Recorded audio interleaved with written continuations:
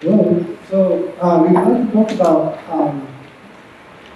crypto. Trust module. It's a macrocell module that actually secures the RISC-V complex, 64-bit complex. First, I'd like to kind of tell you like what kind of prompted me to do this thing. And what happened is I initially started out as like a chip designer.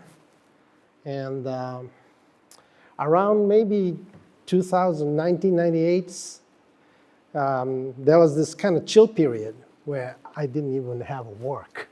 I mean, I got paid, but didn't have that much work. So in 2001, I decided to work for American subsidiary of a Japanese company, and then started the Java card development, which led me to authentication chip for like router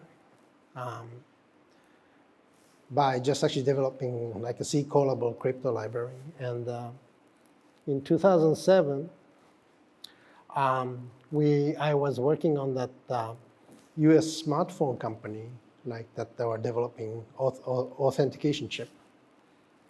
And then there was this, again another chill period.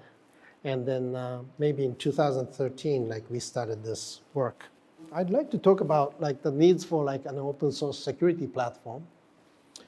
This is not really my idea, but like the idea that I work, of the people that who work with, that like they feel that open source security IPs would lower the barriers of entry to like the many people, so that there should be some sort of like open source security hardware software combination.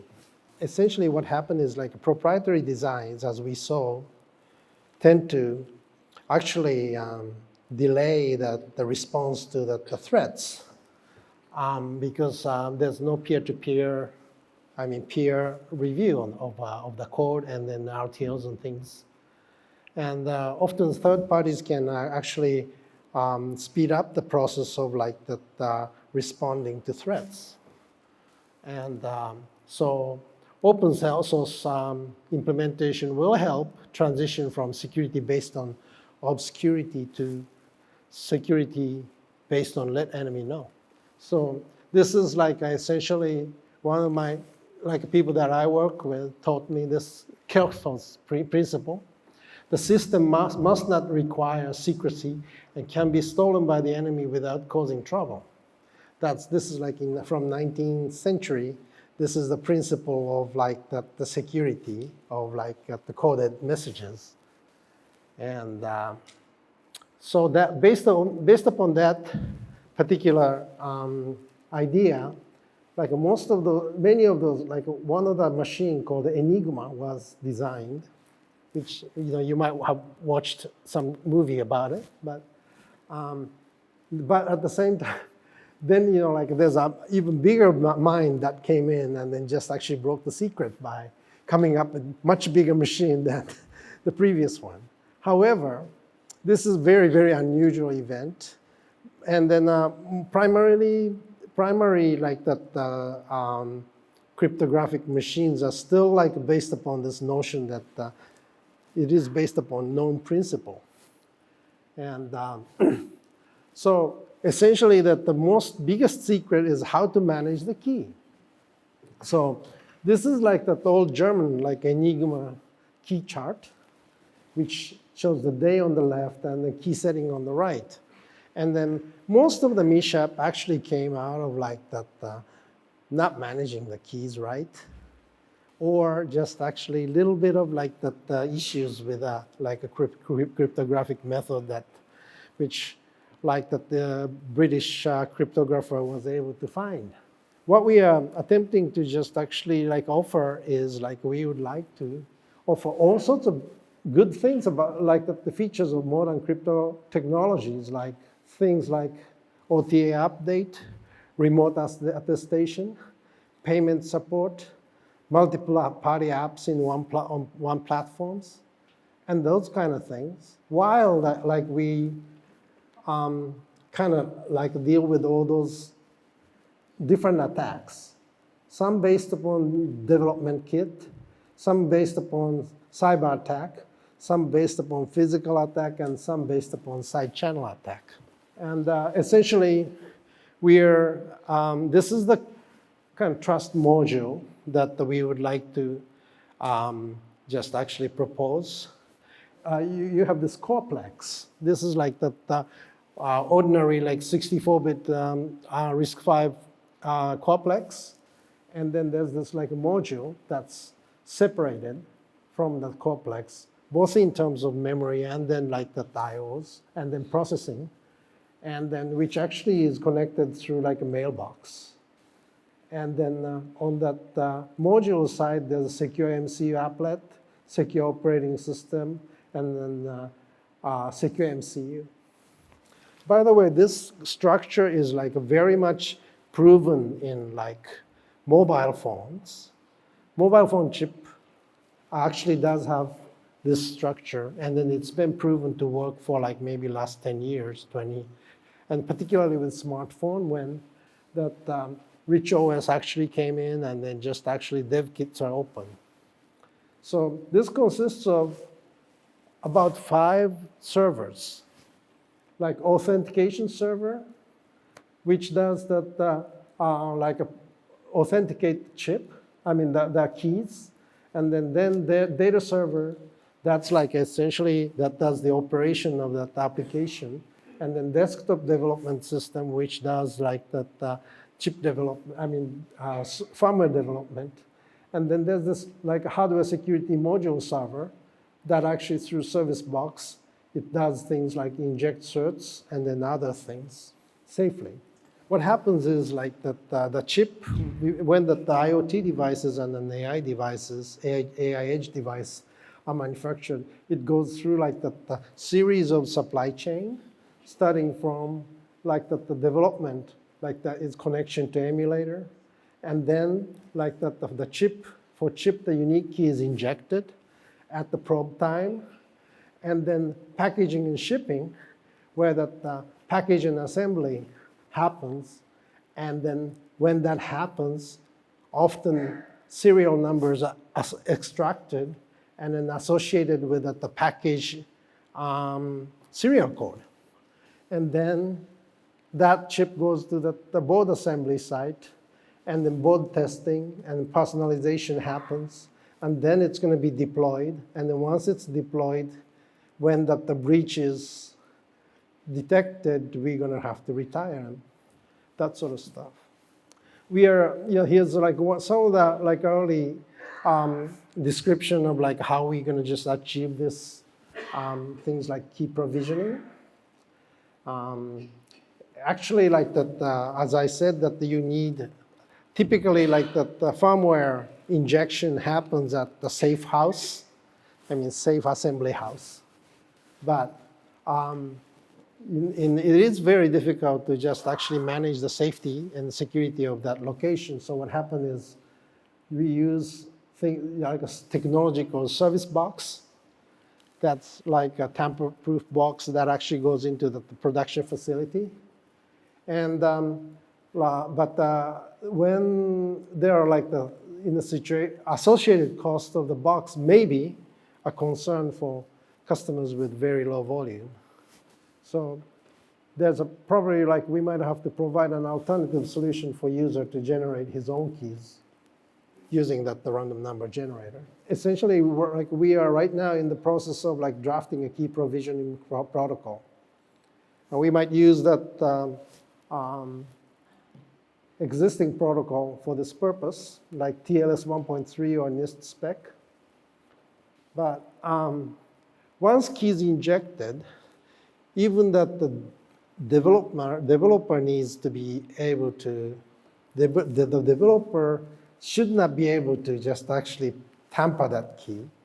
Hence, we believe that having the same workflow for ICE interface and the chip would be better, meaning that like even ICE interface has to be authenticated, and then like a common key is generated, and then just actually communication down through the common key, generated key.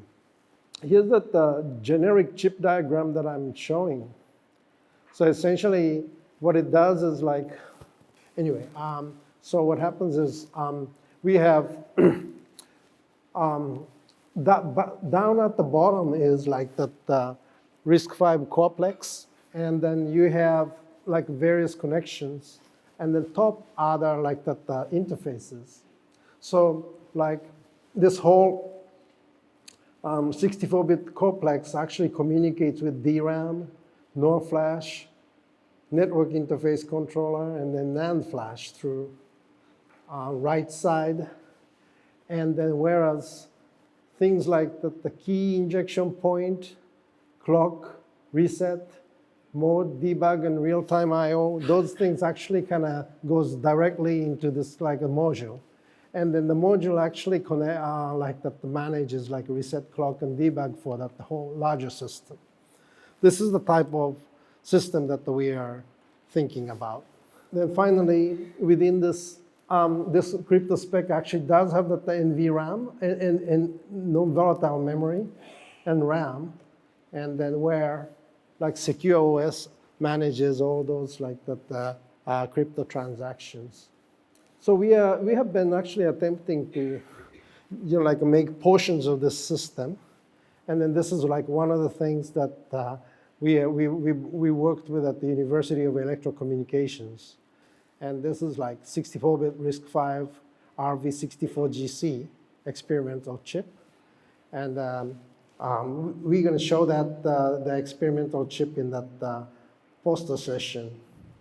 In that, so like if you have time, just please visit. And then on the top of that, we are starting to develop this like secure MCU development platform using FPGA.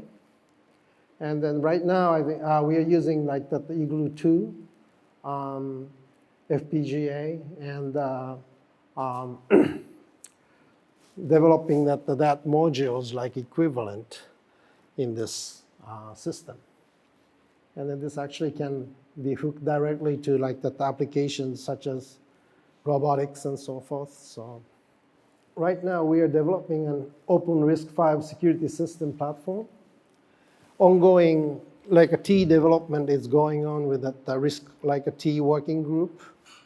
And that's going to be like complementary items, because things like that, like our module will definitely ensures that the root of trust, and then also like the various like life cycle related practical issues of like manufacturing and the supply chains and so forth.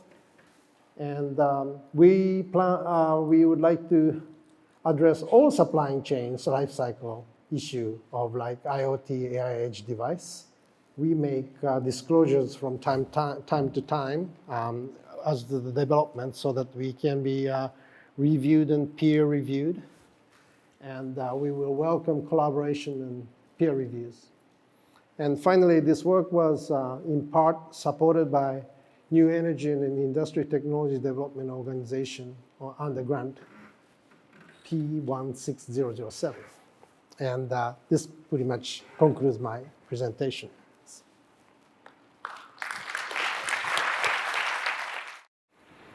I had a question for you. So is your presentation, are you asking something from the group, or is this just to share what your idea is? Okay, so so essentially what happens is like a lot of those security features of like things like smartphones are pretty much hidden, and then unless that you happen to be doing this like work in that particular specific field for a specific company, you never know. And since that, it's been like maybe about 10 years since, like that we worked on this like a previous smartphone project. And then now in 2018, we saw like that Apple has just actually disclosed many of that inner working of like iPhone securities and so forth, in October, November of like last year. And then we figured it's probably a good time to just actually do an open source implementation of that. And then so therefore that, sure, we are sharing our information, but at the same time, if somebody wants to just actually work with us, we are just actually very interested in working with any one of you.